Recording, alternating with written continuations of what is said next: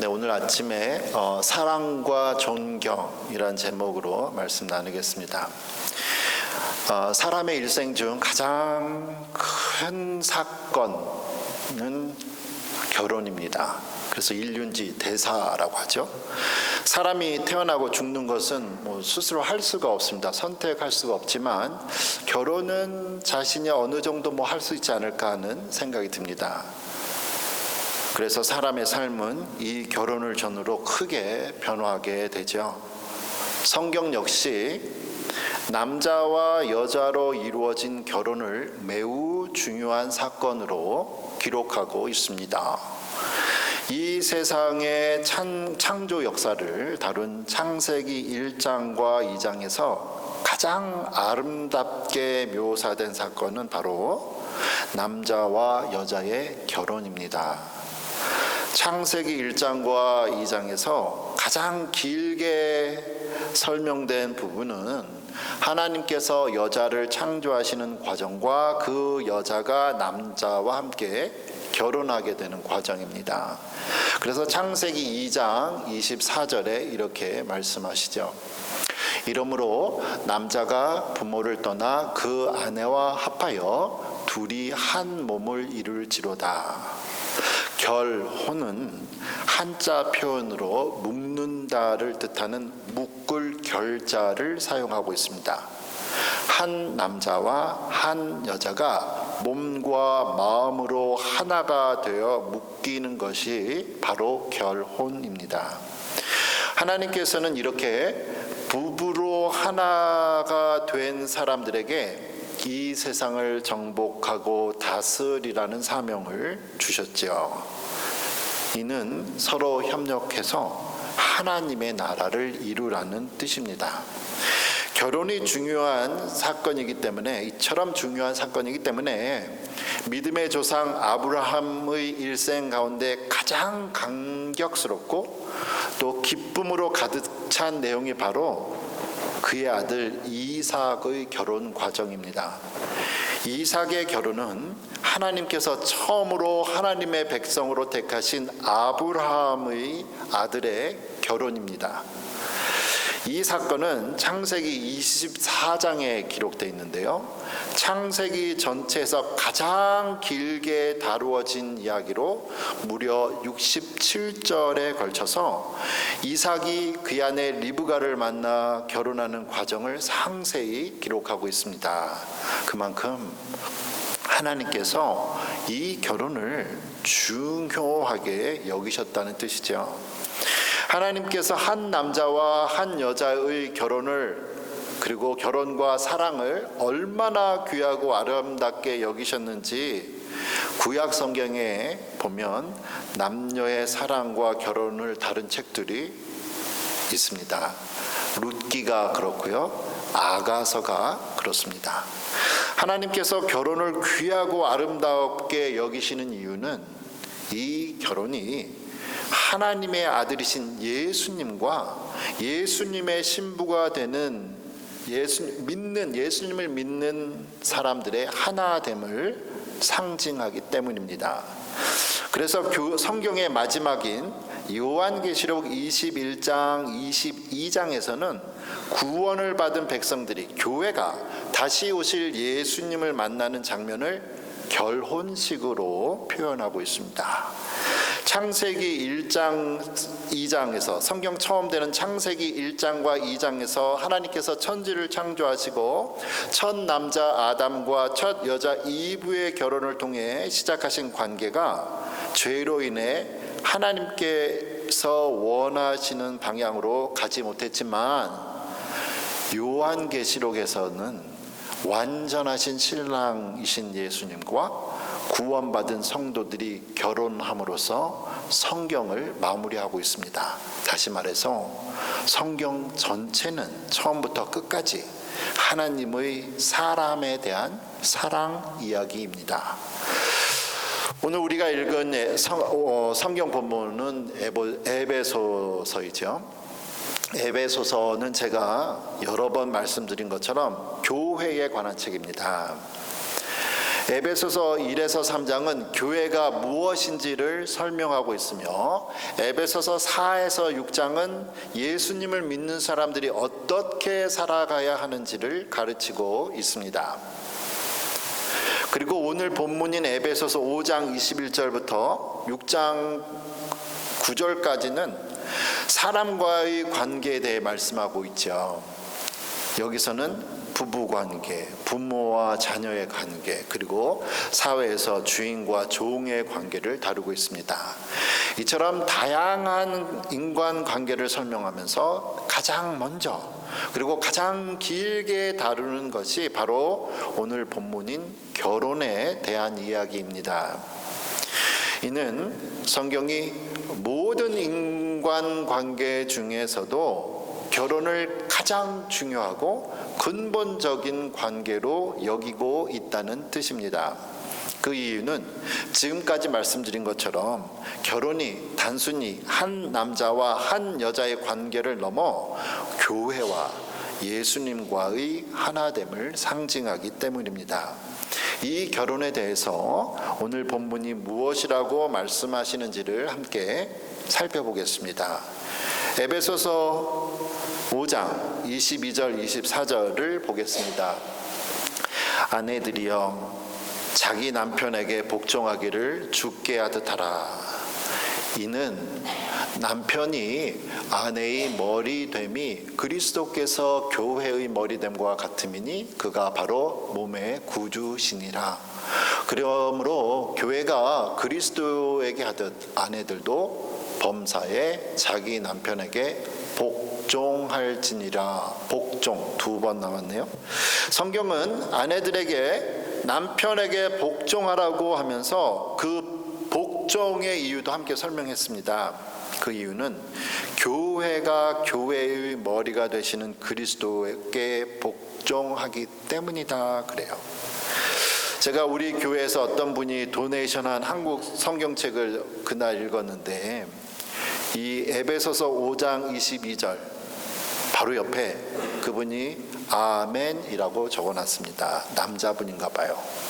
그렇다면 성경은 남편들에게 아내를 어떻게 대하라고 말하고 있을까요? 에베소서 5장 25절 27절을 함께 보겠습니다.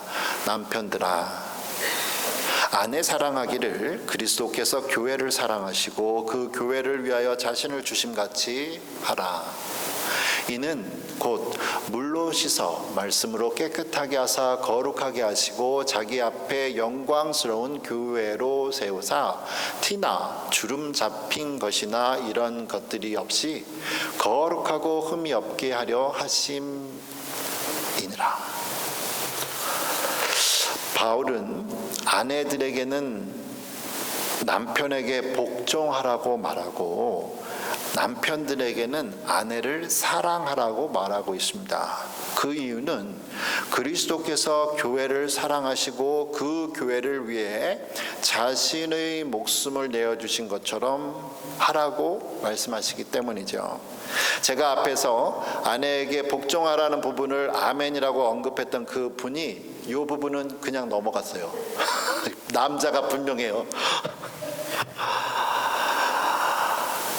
여러분은 아내에게는 남편에게 복종하라 하고 남편에게는 아내를 사랑하라고 한 것이 너무 불공평하다고 생각할 수 있습니다. 그런데 성경이 이렇게 말씀하는 이유는 뭘까요? 만약 우리가 이미 잘하고 있다면 굳이 성경이 이렇게 강조할 필요가 없겠죠. 복종과 사랑이라는 단어를 더 깊이 살펴보기 전에 이 편지가 기록된 당시 로마 사람들의 결혼 풍습을 먼저 살펴보겠습니다. 당시의 결혼은 사랑을 전제로 한 것이 아니라 가족 간의 동맹과 사회적 지위를 강화하기 위한 제도였습니다. 가문의 명맥을 잇는 것이 중요했으며 약혼 단계에서 신랑은 신부에게 약혼 반지를 주고 장인에게는 계약금 형태의 지불을 했습니다. 결혼은 공식적인 의식이었고 법적 효력을 갖기 위해 결혼 계약서를 설명하고 10명의 증인이 참석했습니다. 결혼에는 당시에 두 가지 형태가 있었습니다. 하나는 신부가 남편의 가문에 완전히 편입되어 법적 권한이 남편에게 넘어가는 형태였고, 다른 하나는 신부가 자신의 가족에게 남아 독립적인 재산권을 유지하는 형태였습니다. 법적으로는 남편이나 아버지의 권위 아래에 있었지만 일부 상류층 여성은 재산 관리와 가정 경영에 있어 영향력을 행사하기도 했습니다. 특히 여성의 결혼 연령은 보통 자신보다 10살 이상이 많은 남성과 13살, 14살에 결혼하는 경우가 흔했습니다. 성경은 이러한 당시의 결혼 풍습과는 차별화된 사회적으로는 혁명적인 결혼관을 제시하고 있습니다. 그렇다면 바울은 왜 복종이라는 단어를 사용했을까요? 바울이 말하는 복종은 억압이 아니라 그리스도와 교회의 관계에서 나타나야지는 자발적이고 신뢰에 기반한 순종을 의미합니다. 당시의 결혼은 사랑이 없는 어린 여성들에게 복종만을 강요하던 사회였기 때문에 오늘 본문의 결혼에 대한 가르침은 매우 충격적이었습니다. 바울은 여성이 남편에게 자발적인 신뢰, 즉 사랑에 기반한 순종을 에베소서 5장 22, 24절에 말하고 있죠. 그러나 바울은 5장 25절 그리고 33절 끝까지 해서 더 길게 무려 3번이나 남편에게 아내를 사랑하라고 말하고 있습니다. 한번 볼까요? 에베소서 5장 25, 28, 33절 보시면 남편들아 아내 사랑하기를 라고 얘기하고 있죠. 그리스도께서 교회를 사랑하시고 그 교회를 위하여 자신을 죽으심 같이 하라. 28절에 이와 같이 남편들도 자기 아내 사랑하기를 자기 자신과 같이 할지니 자기 아내를 사랑하는 자는 자기를 사랑하는 것이라. 그리고 33절에 그러나 너희도 각각 자기의 아내 사랑하기를 자신같이 하고, 바울이 아내들에게는 남편에게 순종하라고 복종하라고 2번만 말하고는 남편들에게는 아내를 사랑하라고 3번이나 강조한 이유는 뭘까요? 이는 교회가 그리스도를 사랑하는 것보다 그리스도께서 교회를 더 사랑하신다는 의미를 갖고 있습니다. 이 말씀은 행복한 가정을 이루기 위해서는 남편의 사랑이 얼마나 중요한지를 보여줍니다. 그렇다고 해서 바울이 아내에게만 복종을 요구하고 남편에게만 사랑을 요구한 건 아닙니다. 오늘의 성경 본문이 시작되는 에베소서 5장 21절 한 절을 보도록 하겠습니다. 처음에 이렇게 시작하죠. 그리스도를 경외함으로 피차 복종하라. 서로. 바울은 아내와 남편이 서로에게 복종하라고 말을 하고 있습니다. 당시 로마의 결혼 문화에서는 남편에게 아내에게 복종하라는 것은 있을 수도 없는 일이에요. 남편에게 아내를 사랑하라고 하는 말은 어쩌면 당시로서는 상상할 수도 없는 일이었습니다. 그런데 바울은 남편에게 아내를 향해 복종하고 사랑하라고 말하고 있습니다. 즉 바울은 복종이라는 단어를 사랑이라는 단어와 똑같은 의미로 사용하고 있습니다. 그렇기 때문에 바울은 에베소서 5장 33절 마지막에서 아내들과 남편들에게 피차 서로에게 5장 33절에 이렇게 말을 하고 있죠. 그러나 너희도 각각 자기의 아내 사랑하기를 자신같이 하고 아내도 자기 남편을 존경하라. must라는 써 있습니다. 바울은 가정의 행복을 이루기 위해 남편이 아내를 사랑하는 것을 먼저 반드시 해야 한다고 강조하고 있죠. 지금까지는 아내에게 남편에게 복종하라고 가르쳤지만 결혼에 대한 가르침을 마무리하면서는 남편에게 여자보고는 존경하라고 말하고 있습니다.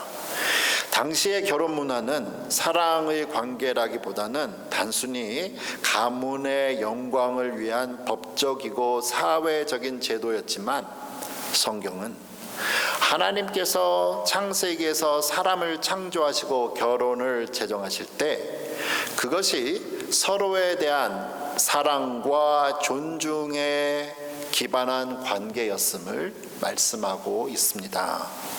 서로에 대한 사랑과 존중은 어떻게 해야 할까요? 상대방이 좋아하는 일은 하고 싫어하는 일은 하지 않으면 됩니다. 상대방이 나를 대해주고 싶은 그대로 내가 상대방을 대하면 됩니다. 내가 예수님을 대하듯 상대방을 대하면 됩니다. 그렇기 때문에 바울은 오늘날 우리에게 창세기의 결혼관을 다시 한번 상기시켜 주면서 에베소서 5장 31절 32절에 그 의미를 이렇게 되새기고 있습니다. 그러므로 사람이 그 부모를 떠나 그의 아내와 합하여 그 둘이 한 육체가 될지니 이 비밀이 그도다. 나는 그리스도와 교회에 대하여 말하노라. 성경은 결혼 생활을 앞으로 교회와 신랑 되신 예수님과의 관계로 보고 있습니다. 결혼 생활의 모습은 곧 나를 구원해 주신 신랑 되신 예수님을 대하는 태도라는 거죠. 여러분의 그리고 우리 자녀들의 결혼 생활을 위해서 기도합니다. 또한 자녀들을 위해서 기도할 때, 자녀들을 위해서 기도할 때 아내는 남편을 또 남편은 아내를 마치 나를 구원해 주신 신랑 되신 예수님을 대하듯 사랑하고 존경하면 좋겠습니다. 그래서 서로를 사랑하고 존경하는 가운데 우리가 언젠가 다시 오실 신랑 되신 예수님을 만나 영원한 천국에서 복된 결혼 생활을 누리는 하나님의 신부들이 자녀들이 되시기를 축원합니다. 아멘.